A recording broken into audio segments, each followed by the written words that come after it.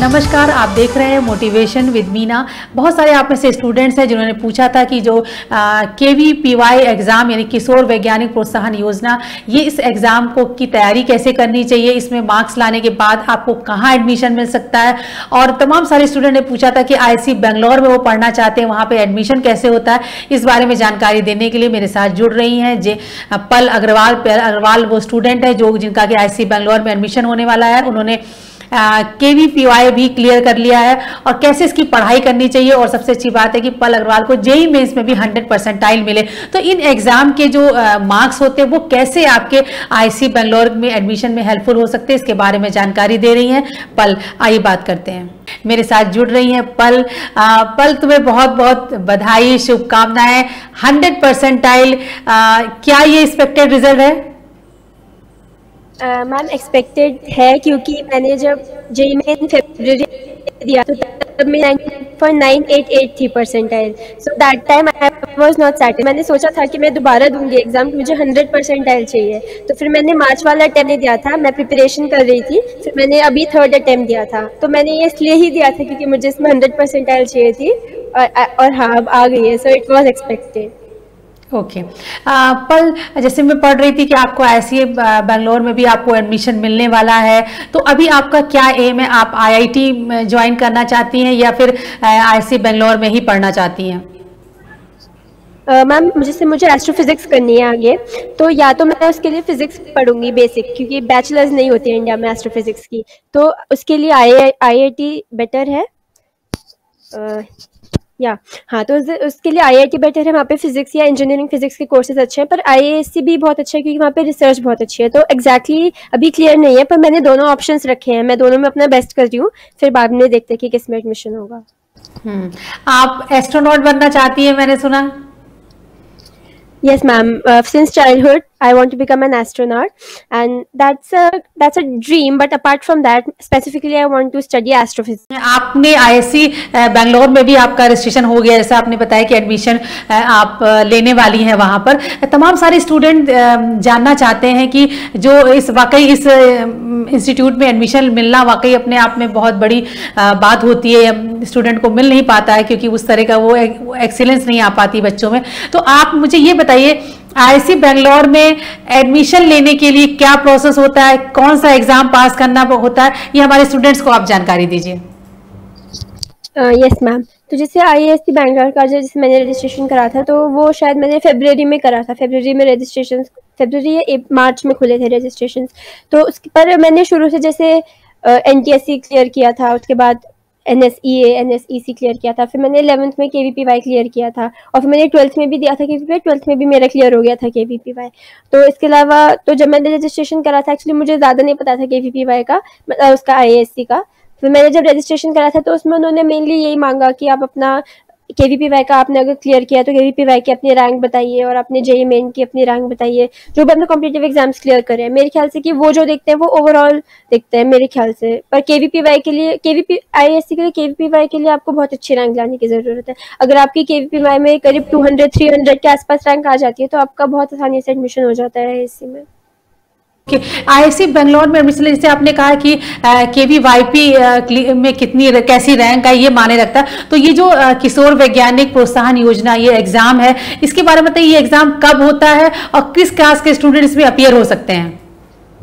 Okay, so ma'am ये जो KVPY का एग्जाम है, तो इसमें 3 स्ट्रीम्स होती है, मतलब आप 11th, 12th और 12th पास तीनों उसमें दे सकते हैं। तो ऑब्वियसली पेपर सबका अलग अलग होता है, सिलेबस भी थोड़ा अलग होता है। तो मैंने जैसे 11th में दिया था, तो एक्चुअली नवंबर में होता है जनरली KVPY का एग्जाम। तो मैंने 11th में भी दिया था, उस टाइम पे जितना सिलेबस हमारा कवर हुआ था थोड़ा बहुत एक्स्ट्रा पढ़ के दे दिया था, तो तब क्लियर हो गया था। और फिर 12th में भी क्लियर हो गया था। तो नवंबर में होता है इसका रजिस्ट्रेशन। इस साल का जो KVPY था वो तो जनवरी में हुआ था, जनवरी फरवरी में, क्योंकि कोविड से। पर जनरली नवंबर में होता है इसका पेपर। और इसके लिए मेनली ये थोड़ा रिसर्च बेस्ड इंस्टीट्यूट के लिए है, क्योंकि IISc के लिए है, इसलिए इसमें आपको थोड़े कॉन्सेप्ट और ज़्यादा क्लियर करना है। मतलब JEE में क्या होता है कि आपको मार्क्स ज़्यादा से ज़्यादा स्कोर करना है, आपको शॉर्टकट्स पता होने चाहिए, ये सब चीज़ें होती है JEE में। पर ये जो एग्जाम है इसमें और ज़्यादा कॉन्सेप्ट्स पे ध्यान दिया जाता है। यहाँ पे ऐसे क्वेश्चंस नहीं आते जो आप फॉर्मूले लगा के सॉल्व कर लें। तो इनके लिए आपको और ज़्यादा कोर अंडरस्टैंडिंग की बहुत ज़रूरत है। तो मतलब मैंने भी केवीपीवाई के टाइम पर क्वेश्चन ज़्यादा सॉल्व करने से ज़्यादा मैंने पहले तो अपने बार अपने सारे कॉन्सेप्ट्स क्लियर करे, बार क्लास नोट्स रिवाइज करे। जब एक बार सारे क्लास नोट्स रिवाइज हो गए फिर मैंने केवीपीवाई के प्रीवियस ईयर्स क्वेश्चन सॉल्व करे थे। तो ये तो कॉन्सेप्ट बेस ज़्यादा है एग्जाम केवीपीवाई का, और इसलिए थोड़ा डिफिकल्ट भी है क्लियर करना। अच्छा, ये केवीवाईपी जो आपने क्लियर किया, इसको क्या 11th क्लास के स्टूडेंट इसमें अपीयर हो सकते हैं? 12th क्लास के 2 ही स्टैंडर्ड के हो सकते हैं या 10th क्लास में भी? नहीं मैम, 10th क्लास के नहीं होते, 11th 12th और पास। ओके, तो जैसे आपने जब 11th क्लास में आपने दिया, उस समय आपकी क्या रैंक थी इसमें? मैम उस टाइम पे मेरी रैंक 411 थी। तो जरा आप मुझे स्टूडेंट्स को हमारे बताइए कि जो ये केवीपीवाई जो आपने क्लियर किया, ये एग्जाम अगर 11th में पढ़ने वाला स्टूडेंट्स में अपीयर होता है तो कितने क्वेश्चन, मतलब कितने नंबर का, कितने मार्क्स का ये पेपर होता है, और उसमें क्या क्या चीजें पूछी जाती, क्या क्या सब्जेक्ट पूछे जाते हैं उसमें? मुझे एग्जैक्ट मार्क्स नहीं ध्यान, पर शायद 100 मार्क्स का होता है, और 100 मार्क्स में आपके पास physics, chemistry, maths, bio, 11th में बायो भी पूछी जाती है। तो 11th में तो चारों सब्जेक्ट्स पढ़ने होते हैं। 12th में आके फिर वो ऑप्शन देते हैं कि या तो आप फिजिक्स केमिस्ट्री के साथ मैथ्स का पेपर अटेम्प्ट कर लीजिए, या फिजिक्स केमिस्ट्री के साथ बायो का पेपर अटेम्प्ट कर लीजिए, पर 11th में चारों सब्जेक्ट्स पढ़ने पड़ते हैं। आपने 11th में जो एग्जाम दिया था, तो जो आपका 11th में जो आप पढ़ रही थी, स्कूल में जो आप पढ़ रही थी, फिजिक्स केमिस्ट्री बायो पढ़ रही थी, वही पढ़ाई आपकी पर्याप्त थी या आपने कुछ एक्स्ट्रा इसके लिए प्रिपरेशन की थी? मैम जैसे मैंने जैसे अभी मैं जेई की प्रिपेयर कर रही हूँ, जेई की प्रिपरेशन कर रही हूँ, तो मेरे पास पीसीएम है, स्कूल में पीसीएम भी नहीं है। तो मैंने बायो खुद से पढ़ी थी अलग से, क्योंकि एक्चुअली मुझे 10th तक भी मुझे बहुत इंटरेस्ट रहा है बायो में। इनफैक्ट मैंने पहले पीसीएम भी ली थी 11th-12th के लिए। तो बायो तो शुरू से मेरा बहुत ही फेवरेट सब्जेक्ट रहा है। तो और मैंने बल्कि 11th-12th की मैंने बायोलॉजी 10th तक मैं पढ़ चुकी थी पूरी, अपनी तरफ से एनसीईआरटी में पूरी पढ़ चुकी थी 11th-12th की। तो इसलिए मुझे लर्न में ज़्यादा प्रॉब्लम नहीं है। मैंने एक बार जल्दी से सारी पढ़ ली तो मुझे सारी चीज़ें याद आ गई थी बायो में, तो मुझे ज़्यादा एक्स्ट्रा मेहनत नहीं करने के लिए। और इसके अलावा फिजिक्स केमिस्ट्री मैथ्स हम तो क्लास में पढ़ ही रहे थे, तो उसके क्लास नोट्स रिवाइज कर लिए, और इसके बाद जो केवीपीवाई की आर्काइव्स होती है, आर्काइव्स में प्रीवियस ईयर क्वेश्चन सारे चैप्टर्स के सॉल्व कर लिए, तो बस उससे हो गया था। थोड़ा आइडिया लग जाता है कि वहाँ पे किस टाइप के क्वेश्चन पूछे जा रहे हैं, तो उससे हो गया। ये जो क्वेश्चन आते हैं ये सारे ऑब्जेक्टिव टाइप क्वेश्चन होते हैं? किस टाइप के क्वेश्चन पेपर होता है ये? यस मैम, सारे ऑब्जेक्टिव होते हैं, single correct MCQs. Negative marking भी होती है इसमें? यस मैम, नेगेटिव मार्किंग होती है, मतलब +1 - 0.25। और ओके, तो फिर जब आपने 12th में दिया तो फिर क्या ये जो आप इस एग्जाम का स्टैंडर्ड और बढ़ गया, क्या आपने चेंज देखा इसमें, या उसी स्टैंडर्ड का पेपर होता है ये? मैम स्टैंडर्ड तो थोड़ा सा अलग था, क्योंकि एक्चुअली सिलेबस बढ़ जाता है। 11th में 11th तक का सिलेबस होता है, 12th में 11th-12th दोनों का सिलेबस आ जाता है, तो सिलेबस थोड़ा बढ़ गया, तो इसलिए मुझे थोड़ा सा डिफिकल्ट लगा। और मैंने उस टाइम पे 12th में एक्चुअली मेरा मेन मोटो इसलिए नहीं था केवीपीवाई, क्योंकि मेरा 11th में ऑलरेडी क्लियर हो चुका था, तो वो तो मैंने सिर्फ दे दिया था 12th में। पर मैंने उस टाइम पे ज़्यादा नहीं प्रिपरेशन करी थी, क्योंकि एक्चुअली उस टाइम पे ओलंपियाड्स आ रहे थे। तो जैसे मुझे एस्ट्रोनॉमी में मुझे जाना है, तो मैंने एस्ट्रोनॉमी ओलंपियाड के लिए मैं प्रिपेयर करी थी, तो मैंने बस दे दिया था केवीपीवाई, पर मेन मोटिव उस टाइम पे मेरा एस्ट्रोनॉमी ओलंपियाड था। तो थोड़ा सा मुझे डिफिकल्ट लगा पेपर, पर फिर हो गया था क्लियर। ओके, अब बस मैं पल आपसे ये चाह रही हूँ कि बहुत सारे स्टूडेंट ने हमसे पूछा है कि हम भी इस केवीपीवाई में हम क्या एग्ज़ाम देना चाहते हैं, और इसके लिए उनको चाहते हैं कि भाई क्या स्टडी मटेरियल होना चाहिए, या फिर जो कोर्स की बुक्स हैं यानी एनसीईआरटी की बुक्स हैं वही सफिशिएंट है। आप कुछ टिप्स बता सकती हैं कि कैसे इस एग्ज़ाम को क्लियर किया जाए, और कितनी रैंक, मतलब अभी जो आपने 12th में जब आपने इसको पास किया तब आपकी क्या रैंक थी? मैम तब मेरी रैंक 1500 के आसपास थी। अच्छा, कितनी रैंक तक के स्टूडेंट्स का इसमें एडमिशन हो जाता है? मैम एडमिशन का मतलब एडमिशन तो अलग है, आईएएससी में एडमिशन के लिए तो 200-300 रैंक होनी चाहिए आसपास, पर वैसे जितने बच्चों का क्लियर होता है वो क्लियर डिपेंड करता है, मतलब क्लास वाइज। 11th में अलग नंबर ऑफ बच्चे सिलेक्ट होते हैं, 12th में डिफरेंट नंबर ऑफ बच्चे सिलेक्ट होते हैं, तो ऐसा। अच्छा, आईसी बेंगलोर इसके अलावा अब जो भी आपकी केवीपीवाई की जो आपकी रैंकिंग है, वो क्या उसके लिए अलग से भी कोई वो एंट्रेंस टेस्ट देना पड़ता है वहां पर? मैम मुझे अभी एंट्रेंस टेस्ट का तो नहीं पता कुछ ऐसा, क्योंकि मैंने अभी जितना वहाँ पे करा है रजिस्ट्रेशन, तो उन्होंने सिर्फ मुझसे कॉम्पिटिटिव एग्जाम्स के मार्क्स मांगे थे और 12th के मार्क्स। तो 12th के तो मैंने उनको अभी दिए नहीं, एक्चुअली मैंने पहले रजिस्ट्रेशन किया था तब रिजल्ट नहीं आया था हमारा, तो एक तो मुझे वो भरना है, और इसके अलावा कॉम्पिटिटिव एग्जाम्स की मांगी थी, तो मैंने जैसे अपना एनटीएससी का बता दिया और केवीपी दोनों अटेम्प्ट्स का बता दिया। जे इनका भी रैंक नहीं आई है तो मैं भी रैंक नहीं बता पाई हूँ, तो वो जेई एडवांस, जेई मेंस और नीट की रैंक भी आप उसमें डाल सकते हैं। तो मुझे जो लगता है कि वो बेसिकली केवीपी देखते हैं, पर वो आपके ओवरऑल परफॉर्मेंस भी देखते हैं कि आपने और भी कितने कॉम्पिटिटिव एग्जाम्स क्लियर करे हुए हैं। जब आपने 12th की पढ़ाई के साथ में पल आपने एग्जाम दिया केवीपीवाई का, तो कोई एक्स्ट्रा बर्डन था या रेगुलर पढ़ाई आपके काम आ गई?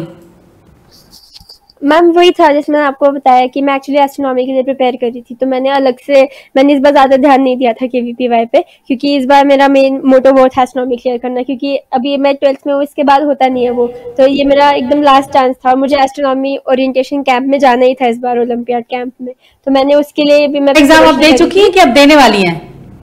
मैम दे दिया, मेरा हो गया क्लियर, मैंने कैंप अटेंड कर लिया। अरे वाह! तो ये बताओ पल, आप इतने सारे एग्जाम क्लियर कर लेती हैं, जेई मेंस भी आपने दिया और ओलंपियाड में आप चली गई, आपने केवीपीआई में भी अच्छा परफॉर्म किया, इतने सारे एग्जाम, मतलब पूरे साल आप एग्जाम देती रहती हैं, मतलब एंजॉय करती हैं, या फिर जब इतने सारे एग्जाम देती तो आपको लगता है कि जो आपने नॉलेज गेन की है, जो नॉलेज स्टोर है आपका, वो सारे एग्जाम में काम आता है?